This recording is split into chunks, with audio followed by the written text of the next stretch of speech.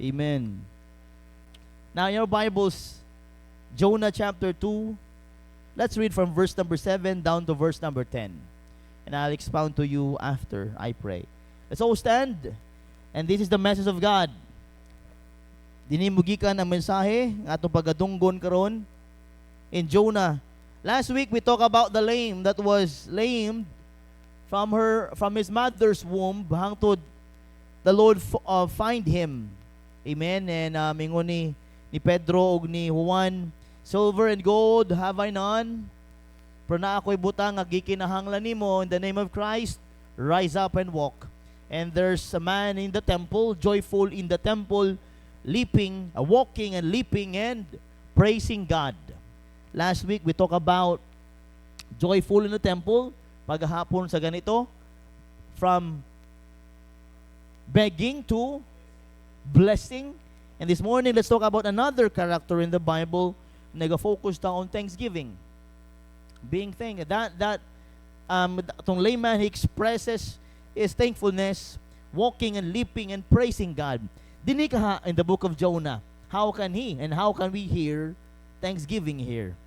Verse number 7. Are you there? Say amen. Dungan ta sa pagbasa hangtod verse number 10.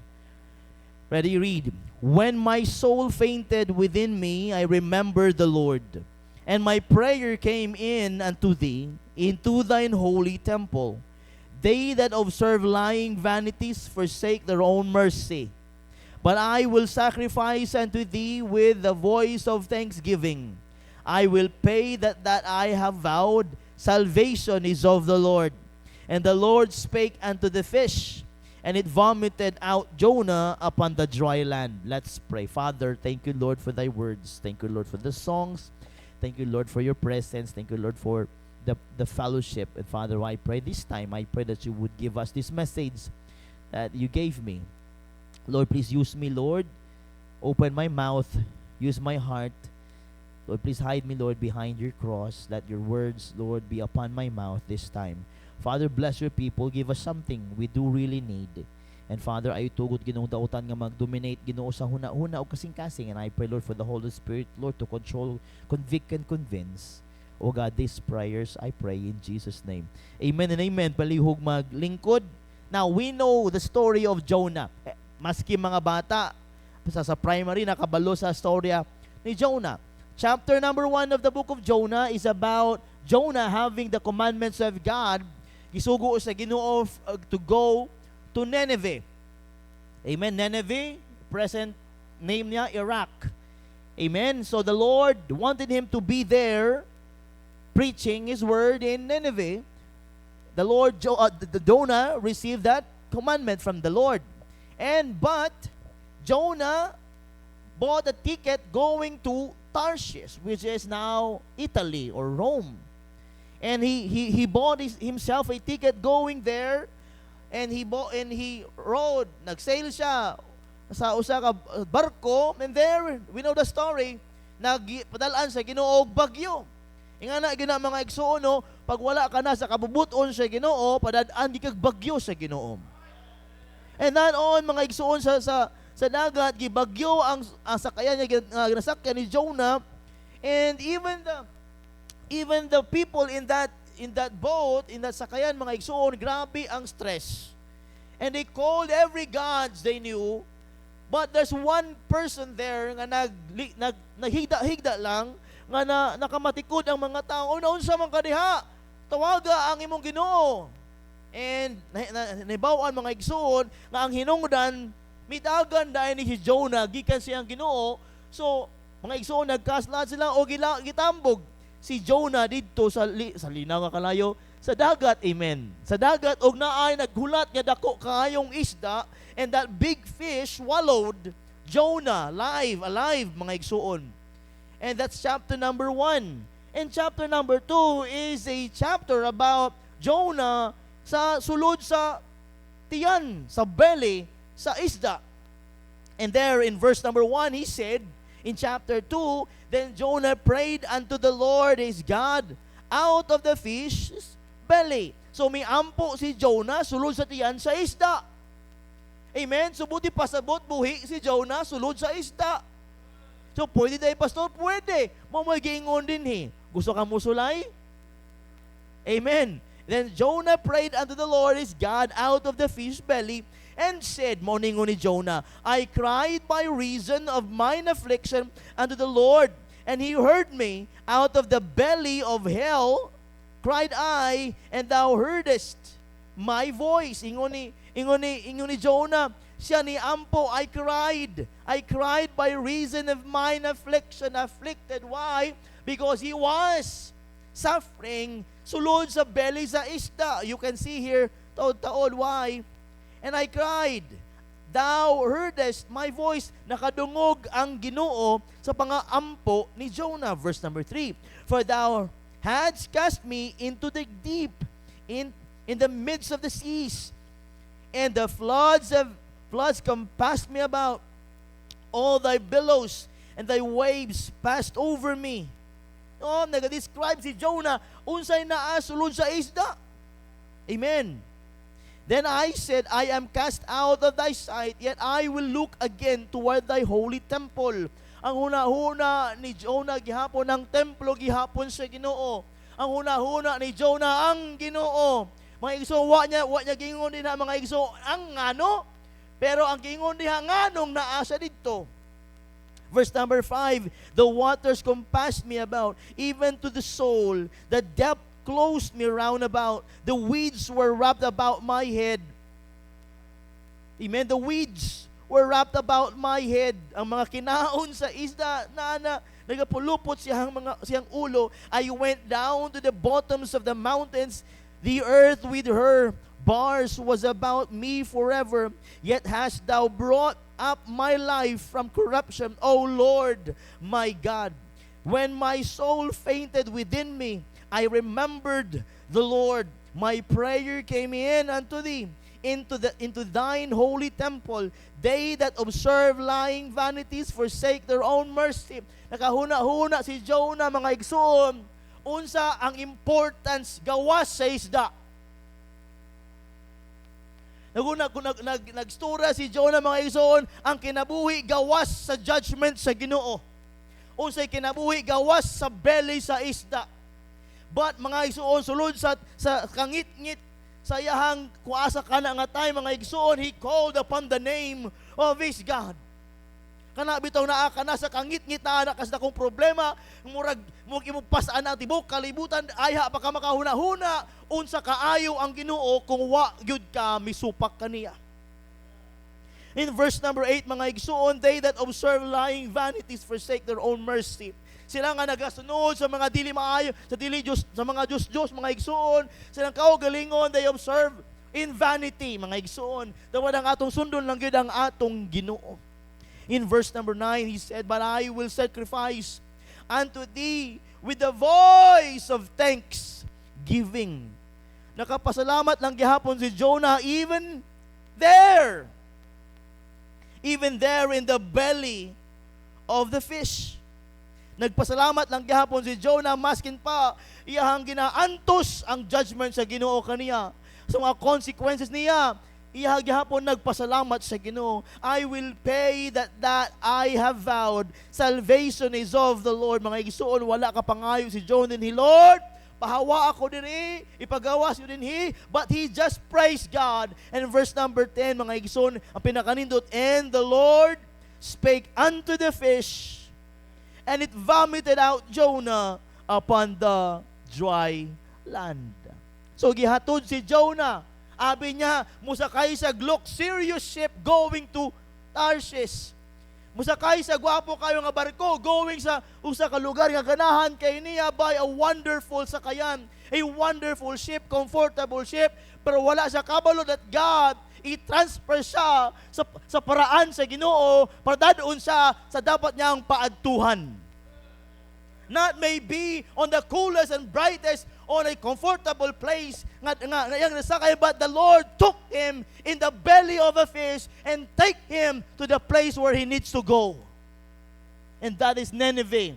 Nasayod si Jonah nga dili na mao ang paagi sa Ginoo siyang kinabuhi. Nasayod si Jonah nga padulong unta siya sa Nineveh. That's why he is suffering from the judgments of God. But here, mga igsoon, But the Lord, in verse number 10, and the Lord spake unto the fish, and it vomited out Jonah upon the dry ground. Tanawa, mga igsuon. Gusto mo adto sa Tarshish, going sa nindot kaayo nga ship. Pero gidala sa gihapon siya sa Nineveh, misakay noon siya sa barkong dili hinimo sa tao. Are you with me? I can relate to it. If you are going to the place wherein dili na kabubuton sa Ginoo, by your own self. But if the Lord really wanted you to go and mag-follow ka sa kabubuton, God will really take you there, komportable man o dili. Mas maayo ta tuno nga nagpalit na siya og ticket going to Nineveh, nga magsakay pinakanindot nga ship, than going and following and having in the will of God moagig problema. Amen. There are moments in our life as a Christian that we are in darkness. There are moments in life when darkness feels na to we earned it because we knew better. Are you with me? Like Jonah, Lord, mas maayo sa Tarshish. That's why wala niya paminawan mga igsuon ang sugo sa Ginoo nga niya to go to Nineveh. He wants Tarshish. Tawagan na sa Rome, the land of, or the city of, basta, nindot nga place. You know what? Sometimes we are in darkness because somehow we said we knew better. Jonah, for himself, he knew better. I want to go to Tarshish. But that Tarshish gave him bellies, the fish belly. Are you with me? Usahay ba kita ang nagdalas ng kaugaling mo sa kangit-ngit? You know what? Jonah took himself. Jonah took himself in the whale's belly. Jonah wasn't in the fish because of circumstances. He was there because of choices. Amen. Si Jonah wala sa tiyan sa isda tungod sa mga butang lang nga unsa-unsa lang na nahulog walsa, di lang. He was there because of a choice. He chose not to follow the Lord.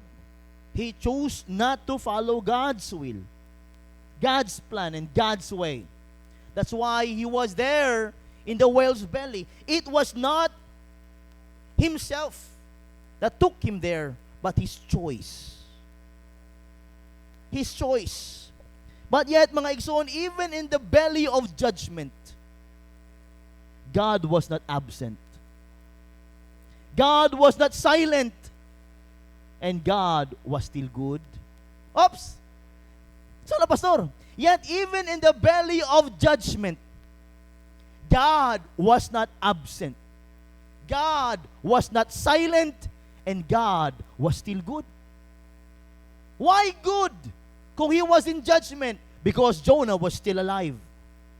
Because Jonah have still, mga igsoon, a choice. Jonah still have a chance. Jonah has a chance. He might be on the judgment. He might be on dili komportabling place, but the Lord was waiting on him, waiting. God is waiting for Jonah to call. Yet even in the belly of the fish, although, mga igsoon, it was grabe no, kung ikaw naon mo, nakakasatian sa isda, nga tingkaon may kagtungol sa isda, tingkaon tag na bihod, but there was completely dark there. Jonah chapter 2 reminds every believer this. Even when I have failed God, God has not failed me. Even when I have failed God, God has not failed me. This chapter 2 alone spoke, mga igsoon, kita mensahe or lesson here. Even though Jonah failed to follow God, but God has not failed him. God heard his prayers. Ikaduha, even when I turn my back on Him or God, His mercy still follows me. Even when I turn my back on Him, Jonah turned his back from his God, but God's mercy was still followed him.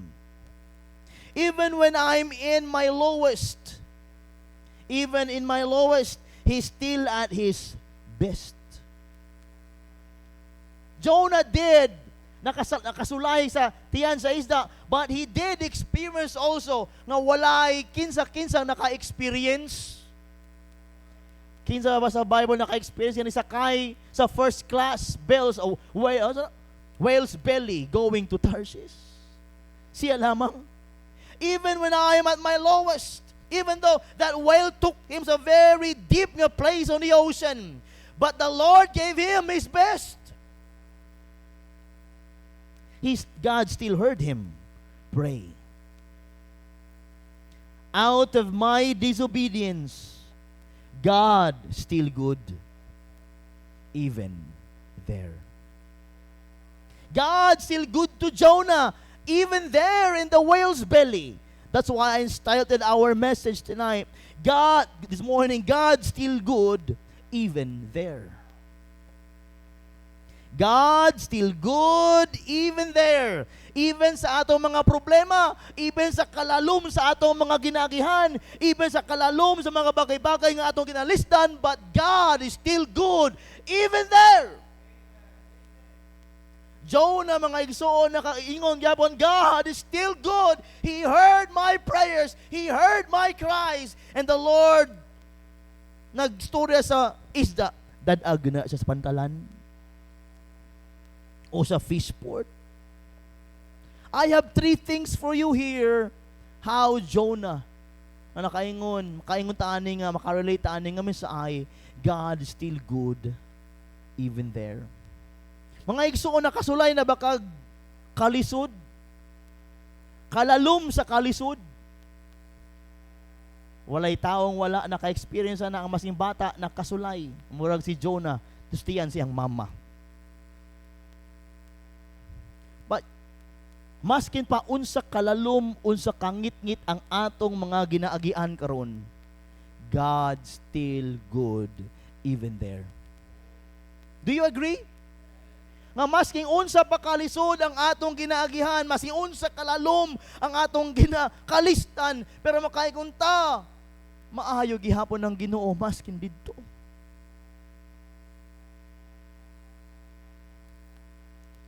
I can relate to it. Sa mga panahon, sa kangit-ngit, sa kong kinabuhi, sa panahon, sa mga pagsulay, sa panahon, sa mga problema, I know, I can say, God, you're still good even here. When we cry to God, Lord, you're still good.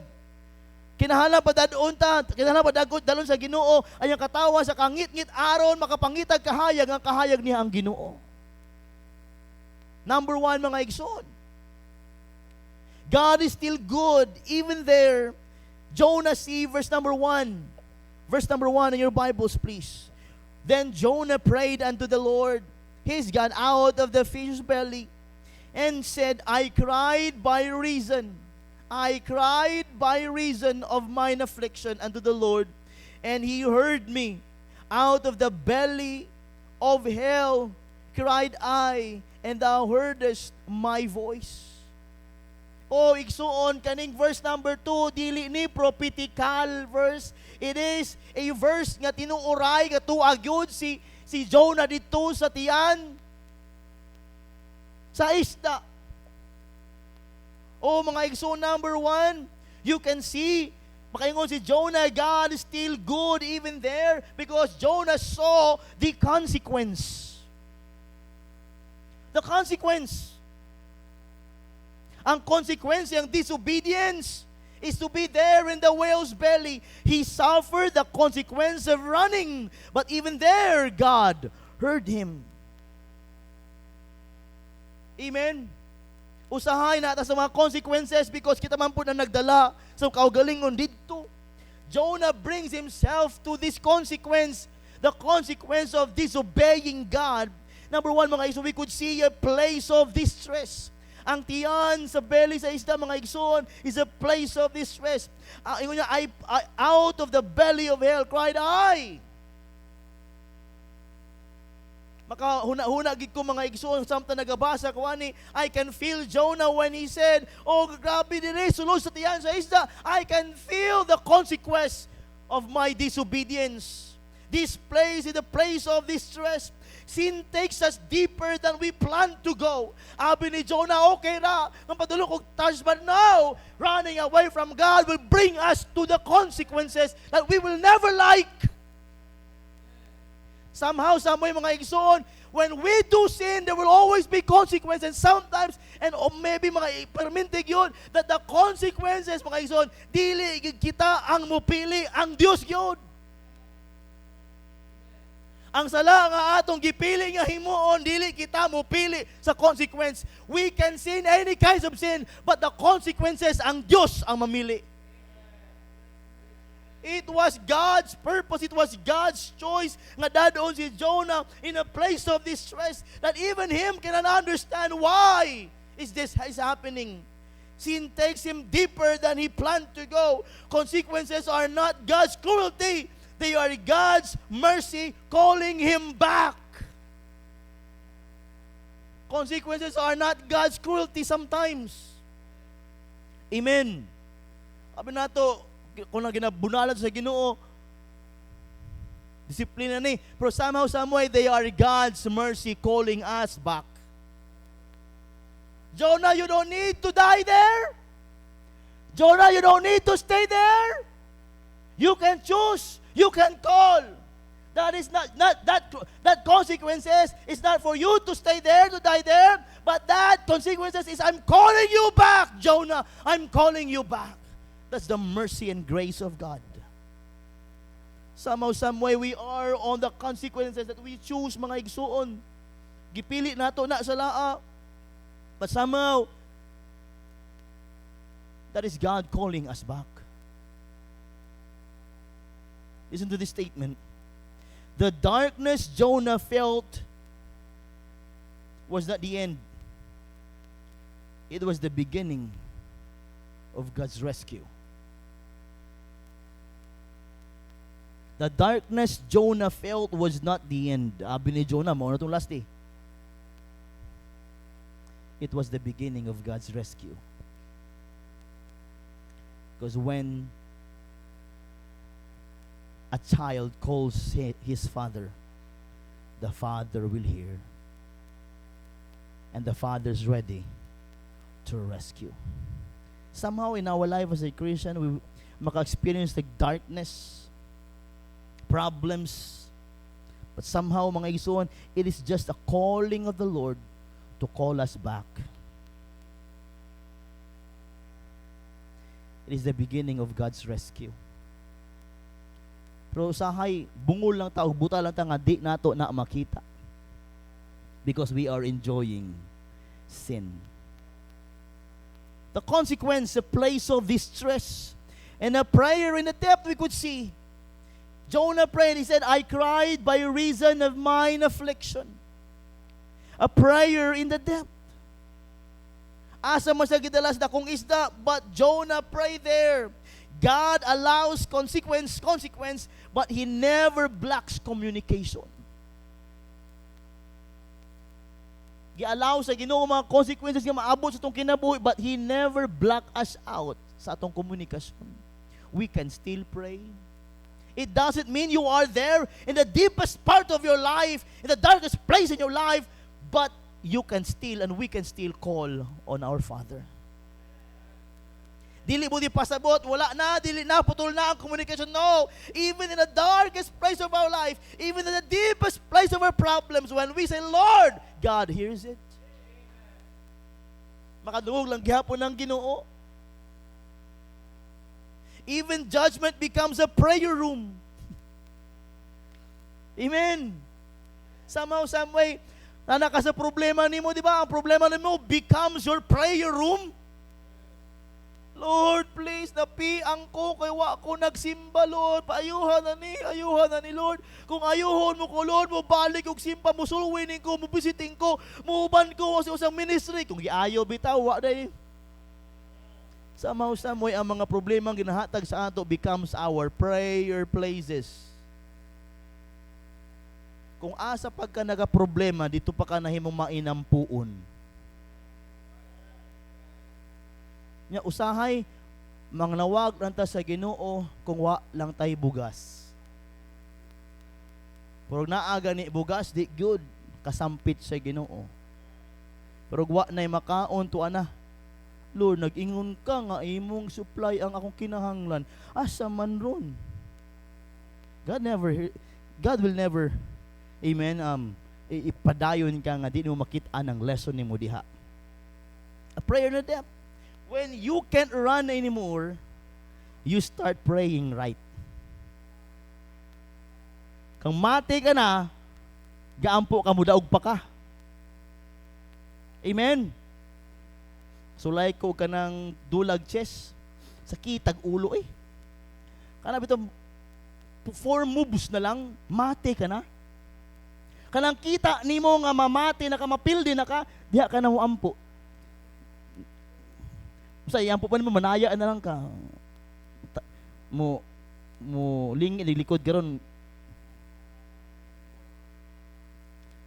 Do you feel me? Do you get me? Somehow, somewhere ka na naanak ka sa imong problema. Ay ha pa ka. Maghimo og sakto. Nasabi ba ka nganong naa ka diha? Kaya naghimo ka di mayo. Amen? Kanabi na ka, Lord, magpakabalaan na lagi ko. Lord. do you know what I am telling you about? When you can't run anymore, you start praying right. The consequence, nakita ni Jonah ang consequence nga anong naa sa diha. That was a place of distress. O nahimong prayer room ka ng tiyan. And God who still hears. Nakita nato. The statement that thou heardest my voice. Makadungog gihapon ng Ginoo maski tuwa siya tiyan sa isda. Jonah disobeyed, but God didn't disconnect. Consequences don't cancel God's compassion. Listen to this quote. My rebellion does not remove God's willingness to respond.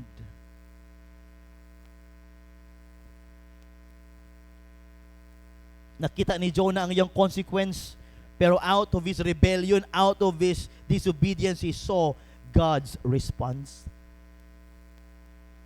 Amin na ba ta? Pasensyahe ko ninyo kung puro na ko basa because somehow, some way, along the way sa paghimo na ko sermon, ginasulat na ko ang mga dapat na kong iingon, kaya usay din ako maingon din he. Dili ni AI ha. Manayong sa ko ChatGPT ni. Tell me, Jonah's rebellion does not remove God's willingness to respond.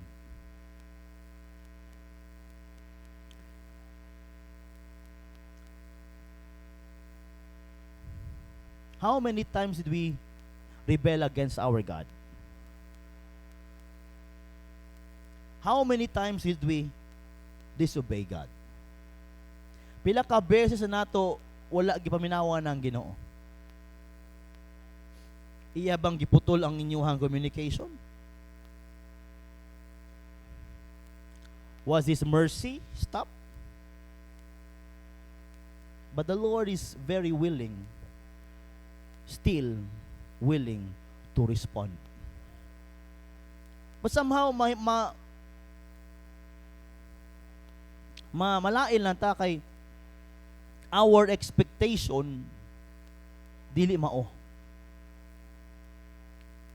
That's why mga igsoon, living a Christian life, don't live on expectations.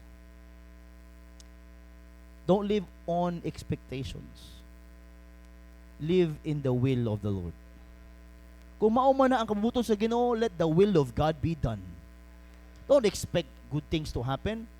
Only God ang nagakontrol. Psalms 86 verse number 7 says, in the day of my trouble, I will call upon thee, for thou wilt answer me. In the day of my trouble, I will call upon the Lord, for thou wilt answer me. Jonah was in trouble.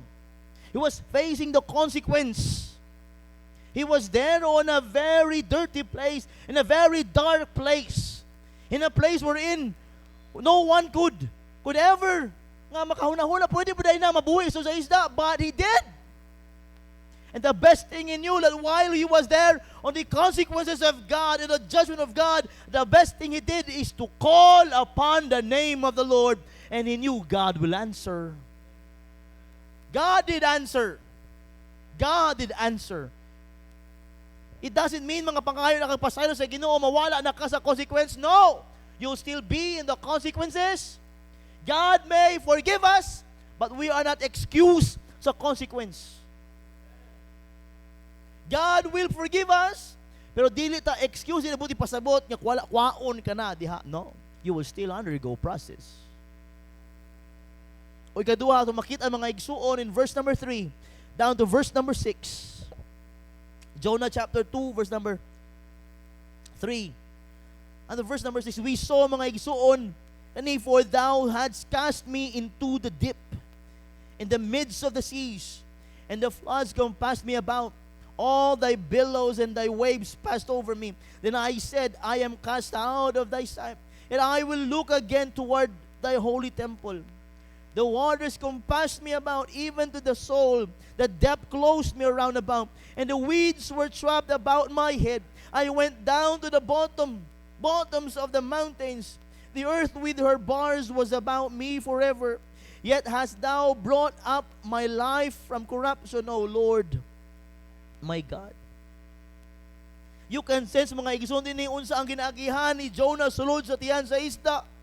Ang mga kinaon sa isda nagapulupot na sa iyang ulo, sa iyang lawas. Kung una-una sa asa na kaugidala sa isda nga ni. But you cannot find there si Jonah magreklamo. Paano siya magreklamo nga gidala man niya yung kaugalingon diha? Number 2, mga igsuon, dili lang ang makita nato the consequence, but also the conviction. Jonah realizes the weight of his sin and the greatness of God's glory, of God's mercy di ay. Jonah realizes the weight, ang kabugaton sa iyang sala, og nakita niya ang kadako sa kaluoy sa Ginoo. Kana bitaw mga igsoon, when you are experiencing grabe nga disiplina sa Ginoo, gikan sa Ginoo, you know your sin. You know you know your sin, dako kay nahimon mo sa Ginoo, but God was there ready to forgive you. Nga even though he was there, even though he was trapped there sa sulod sa tiyan sa isda, but he could always remember the name of his Lord. Kanang convicted ka, grabe kaayo nga ikaw ginapakita sa Ginoo, oy sad-an kay ka. Pero ang Ginoo anda mo pasaylo. Kanang nasayod ka na nga dapat ka na mamatay tungkol sa lang agihimo nimo, but still God could offer you life. Conviction. Nagmasing grabe na kasad-an nimo ang Ginoo andam pakapasayloon. Grabe na atong sala andam pa niya taluwason. The overwhelming hand of God, thou hast cast me into the deep. Jonah recognizes this wasn't luck. This was the Lord's loving discipline. Igsoon, grasya sa Ginoo. Naapat ta. Kay buto na unaon sa mga sala nga atong nahimo. Kung tao lang muhukom nato, lugay na tangwa. But because of the loving grace and mercy of God, we're still preserved. Conviction is not God's pushing us away. It is God's pulling me back.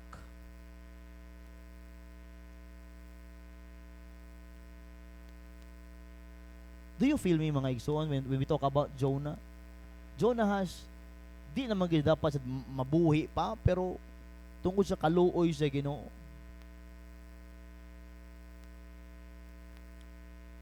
Someone told me, patay na si Jonah, sulod sa isda. Anong gastorya man? Anong buhi man? It is just a simple of an illustration. Walay imposible sa Ginoo if God wants you to do something. God still has a plan to Jonah kasi Jonah is a perfect person para sa Nineveh. God waits on the calling of Jonah. And God talked to the fish. You can see here, mga igsoon, mga statements ni Jonah. Huna-huna, kita maghuna-huna ba nga, Lord, I am here because of my sin. Lord, I am judged because of my sin. But you're still God. I can rebel, I can disobey, I can do anything, I can sin hangtod sa hangtod ako, but you still be God. But the Lord heard him gihapon. We could see, mga igsoon, the crushing weight of guilt. The waters compassed me, he said, weeds wrapped about my head. Inga na ang sala, sin entangles. Sin will brought us to the deepest part of the sea. Jonah feels that what sin really brings. Na feel ni Jonah nga, unsay pwede sala, mahimo siyang kinabuhi. The unbreakable hope of mercy. Ingon diya, yet hast thou brought up my life from corruption. Jonah sees that even in deserved judgment, God is preparing deliverance. Conviction is a gift because it proves grace is still working. Psalms 139, 23. Psalms 139, verse number 23. Search me, O God, and know my heart. Try me and know my thoughts. Verse 23.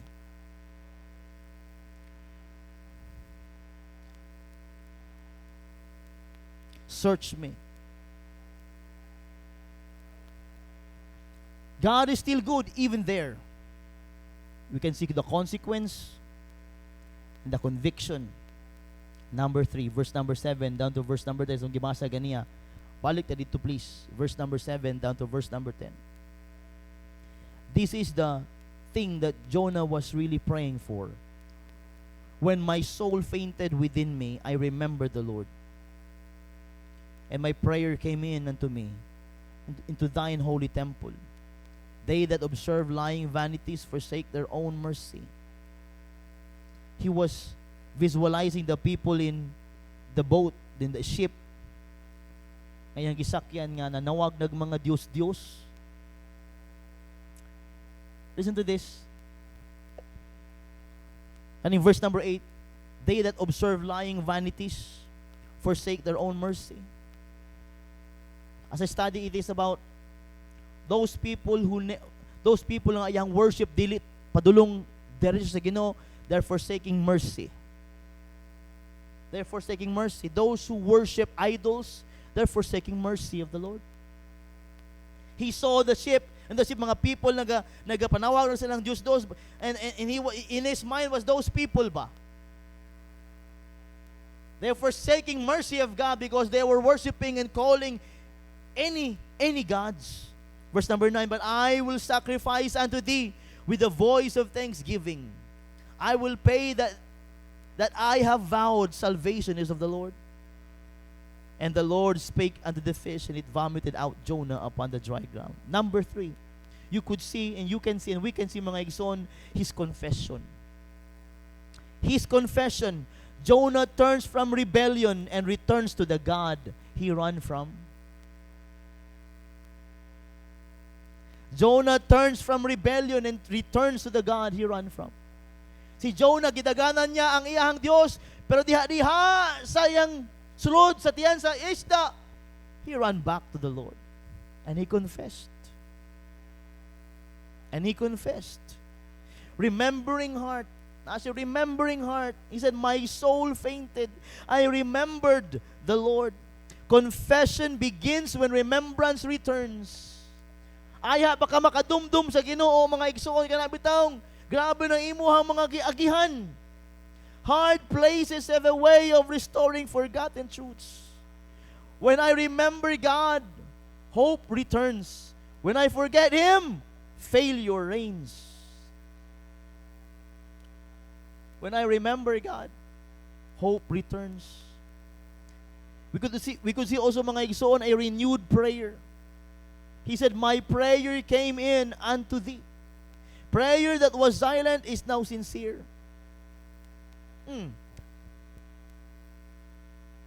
Pangutana, did Jonah ever pray? Katumisakay sa ship going to Tarshish? Think about that. Ang usa ka backsliding person, can he pray to God? Na, Lord, backslide na ko. Ano ba? Kisa nakasulay backslide din ha. Di ba dita kayo na? We never pray. Ambo ta, Lord, salamat sa pagkaon. But, if we talk about things about atong backsliding, we will never pray about that. But because of this consequence, mga igsoon nga naa siya, he confessed to God, Lord, I'm here because of my sins. There was a remembering heart. There was a renewed prayer. And there was a redirected will. He said, I will pay that I have vowed. Oh Lord, himuon na nako unsay akong promise kanimo.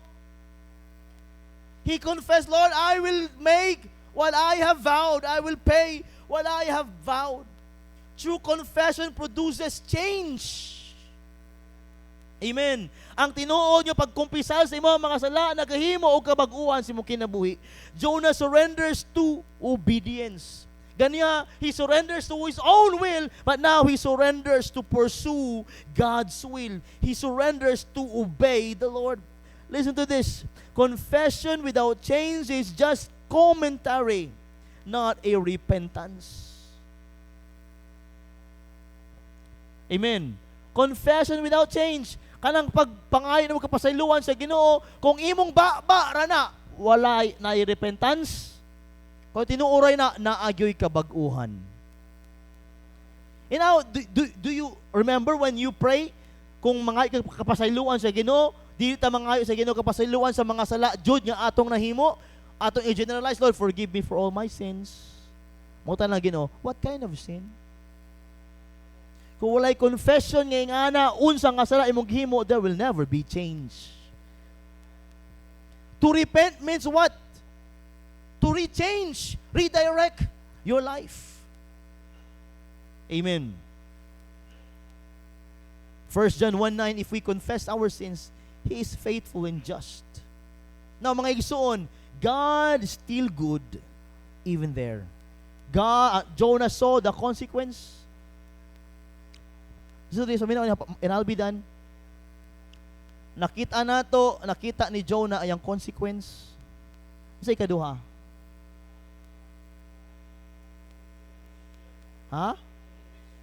Conviction. He was convicted that he was there because of his sin. And we could see number 3, a confession. Igsoon, we are just like Jonah. We are just like Jonah. God wants us to do something, but we pursue what we want to do and not what He wants us to do. And karon naana ta sa problema because the Lord is disciplining His child. I hope and I pray that pareho po ta ni Jonah that we could see that we are on our consequences. Amen. Consequences came because of our sins. We are on the consequences given by God because God wants us to call us back. Hey, you have this. You got this kind of problem because of your sin, and I want you back. Dili ni para tapuson ka, but to bring you back. Oh, mga igsoon, this morning, are we like Jonah? Don't run away from God. Just follow the Lord. Because God is good. Jonah is living proof that God is good even in consequence. God heard him. God is good even through conviction. Maayo ang Ginoo even though through conviction. And God is good when we finally confess. And the greatest thing nga nahitabo kang Jonah, wala sa namatay dito sa tiyan sa isda. But the Lord, in verse number 10, and the Lord spake unto the fish, it vomited out Jonah upon the dry ground, upon the dry land. This morning, this is a challenge. Ito humanon gabi ini. Maybe you are running away from God. Maybe we are running away from God. Dili man totally makit-an gyud sa uban, but you know exactly what I am telling you about. Maybe you are running away from God. Maybe dili ang simba. Maybe ang pag-ampo. Or maybe dili ang pag-ampo. In any way, maybe you are planning to get away or to run away from God. Are you ready to face consequence? Are you ready para ipakita, mag-guilty ka sa imuhang conviction? Guilty sa imong conviction that you said, Lord, I will serve you better. I will serve you for the rest of my life. Kanang confession kaya ang imong pagkahimuon one day if you run away from God. Kung kanang confession, will God hear it? Kay dili tanang confession, mga igsuon, direct sa imong pag-ampo sa Ginoo. Kay dili baya gyud ang tao mo truly confess sa iyang tinuod gyud nga sala. This morning, igsuon, God is still good even there. God was still good even sa tiyan sa isda kang Jonah. Sa atong kinabuhi pod, maayo lang gihapon ng Ginoo even in our darkest place, darkest time of our life. Balik mo niyang gabi for ato tapuson ni kayla night time. Now. Maybe there's something, maybe naadin he is running away from God. Check your heart. I hope and I pray that you will come back.